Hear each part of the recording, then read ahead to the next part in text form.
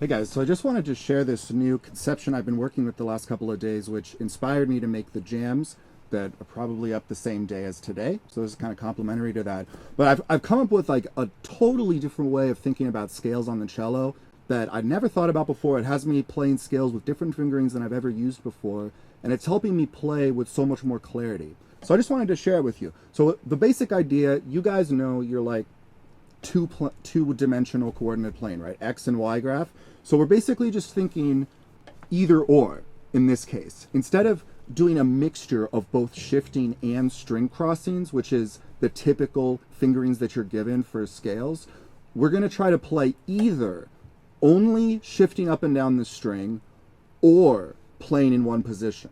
Now, if you play the cello, you might already be thinking, hey, that's not going to work out for some keys. But I'm going to show you how it can work out and how it's actually very orderly and systematized. So I've just been really interested by this. So check it out. For a while, I've enjoyed occasionally playing just major scales going up the string. So it would be like...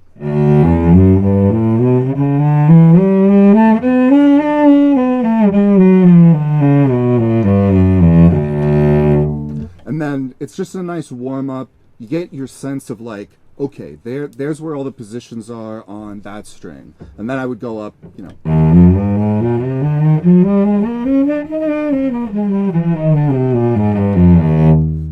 Now, you might be thinking, to some degree, what does it matter? It's the same fingering essentially for all of these scales. Well, the difference is all the notes are different on the cello. And some of the notes ring differently. Some of the notes you're going to have to like convince to be that other note. Some notes are going to be at odds with the partial, the natural overtone, which might be significantly deviated from equal temperament. So there's all sorts of reasons why the different keys are actually different. Now here's where I would add to it though, before going on, but just so we have this idea about thinking about different fingerings as well. Because in the real world, you're not always going to start a D major scale on D with your first finger. You just might not end up there.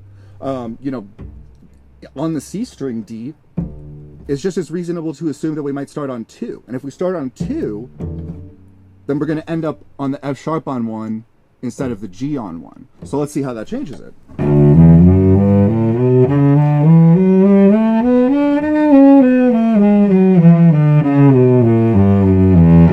So then the other one, which would be if we were starting 4th finger, but we don't have to think of it that way. All we have to do is think of it as shifting up so that the first finger is on E.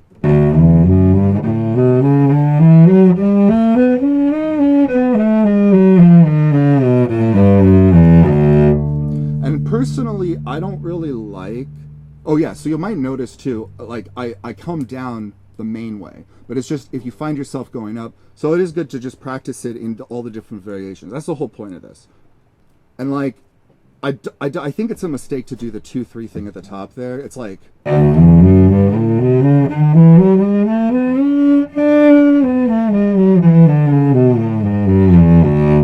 That's a better fingering to just do the same finger. So those are the kind of like things that it's nice to refresh with that. So that's the more vanilla exercise. But when I started to just think, well, how can I actually move in position? That's when I realized that there's a whole different set of fingering patterns. There's literally 3 that you have to know.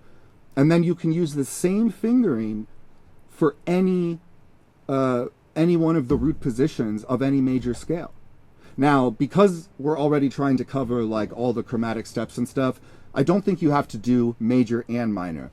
The people who complain that, oh, if you only do major, you're not getting, you know, the other modes, are missing the point that major itself is the mode for 6 other scales. So it'll get you the same intervals. I think it's actually even more important, whatever you do, to just stick to the same scale. That way you are practicing the different intervallic relationships. So maybe if you do get used to doing this in major, you could try it in minor or diminished or something, but just stick to that instead.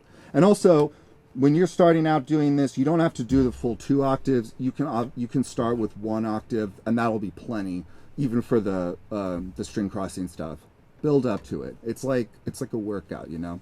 So, okay, so here's where the magic starts to happen. The normal way that you're going to be taught how to play a D major scale is using open strings, and it's easy because you don't have to like shift around. But it's hard because it relies on your open strings being in tune, and you don't get a chance to vibrato it. So what a lot of people will do, oh, by the way, this would be the open scale fingering. So there is an ease to that, but in a second, we're going to have that ease for every single one of these keys. Just watch. Okay, so the other way that people might get around that is with one of these other fingerings where you do 1, 2, 3, or whatever. You do the same fingering, and it's supposed to be nice because you're always like doing the same fingering, and so that looks something like this. It can also be smooth.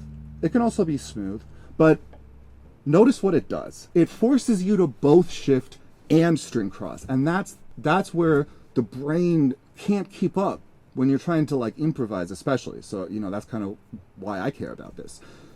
How can we do it so that we can just stay in position? Now, the problem with only practicing D major one of those two ways is that you don't have a useful fingering for its neighbors just because of that.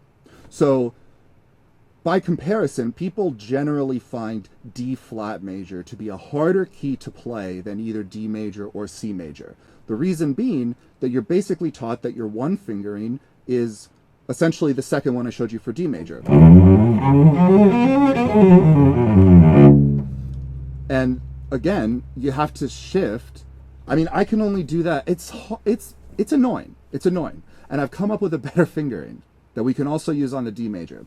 So in order to properly show you this, I'm also now going to show you C major, because it's another super just like open position sort of thing where you have to use at least one open string, the open C, regardless of what you do. So C major, it's, you know, open 1 3 4, open 1 3 4, open 1 2 4, open 1 2 4.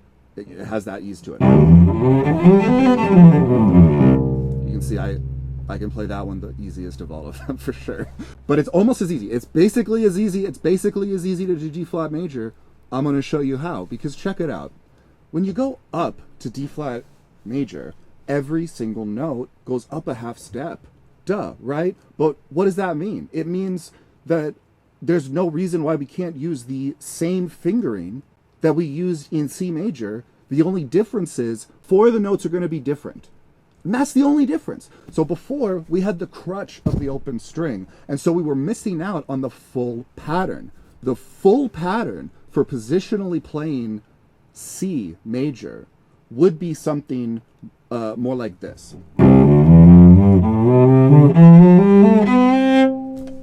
I didn't have to play an open string other than the C, and I'm able to, with a minimal shift, the maximum shift that we're going to have to do is a whole step. So this is where before I was saying like, oh, people are going to say, oh, it doesn't work in certain keys.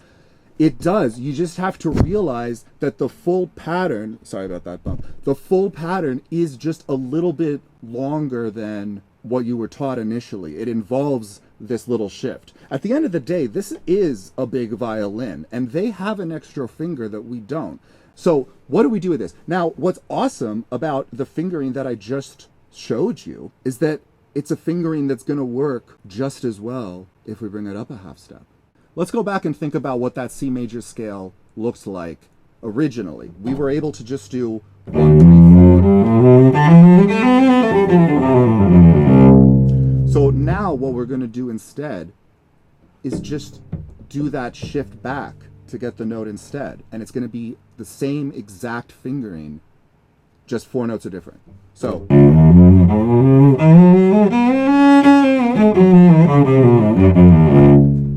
I don't even have to extend at any point in there.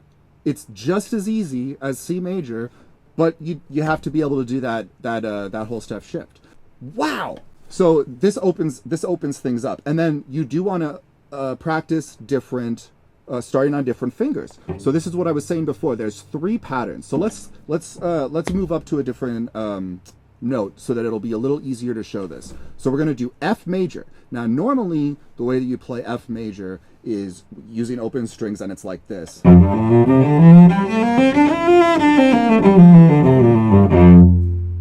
right. It's okay. It's okay. but we're going to make it better. So the way that I like to start systematically with this is to use first finger, because that does feel more natural. So we're going to kind of work our way back. So the first position way to play this would be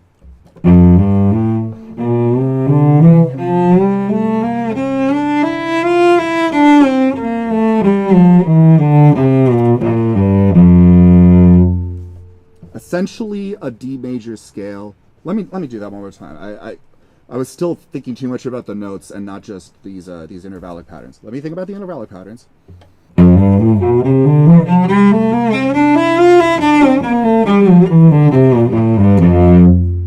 And it's so crazy because it's like you just have to practice the different fingerings, right? And some of them sound good because I've practiced them, and some of them sound only okay because I haven't. So where do we go from there? Second finger.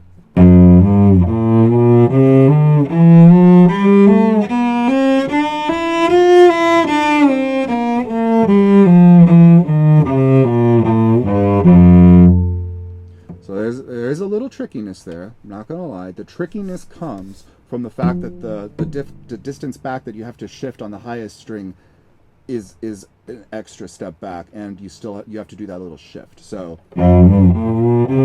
hopefully that's clear enough. You shift back a whole step, and then you're coming up a half step to this extended position. But then from here, and there really are two options, because you could also go. Oh, that's more elegant anyway. Let's say that that's the way to do it. I'm still figuring this out.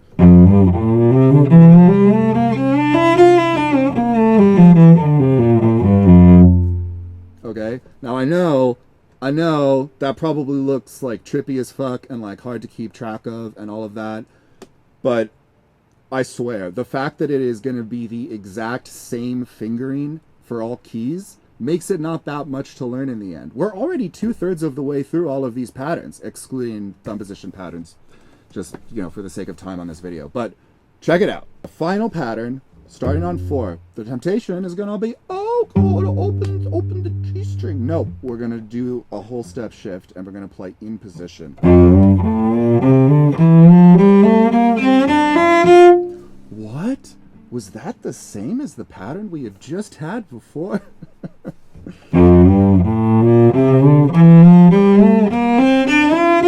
That would be a way to vary it, but you don't even need it. A lot of these you can actually, once you've gotten used to how they start, you can kind of sneakily go into a fingering you're more used to. So then how do you use this in context? Well, you try to avoid situations that are making you switch strings and shift, and try to L-shape your ideas next to each other so that you're either doing the scale up, which allows you to think purely intervallically between the notes. You don't have to think about the interval of the fifth and how that relates. Or you're going to be able to play in position. But because you've practiced these fingerings, positional playing is not going to force you to also have to shift outside of that position. So you're going to stay where you are. And most importantly, you're going to be able to just change the finger for the same note that you're on, but end up in another positional playing that you've also practiced. And that will allow you to, for sure, play a note that works, the last note you played, but open up a whole new world of possibilities as you're improvising. So, if you're playing...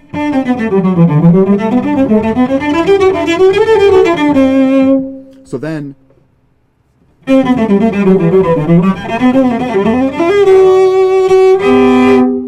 I was able to play some different ideas, stuff that's, more familiar with that other fingering. And now when I'm taking a solo, yeah, I just choose one and then the other. So I might play a scale. But then here, I'll start to play in position.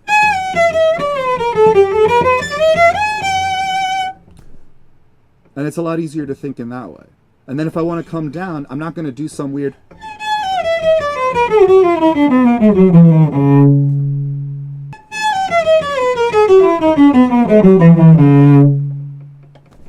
So I ended up playing the first way okay, because I ended up thinking about it as tiny L's, right? It was like cross, then shift, then cross, then shift. But the first way, it was just one big L.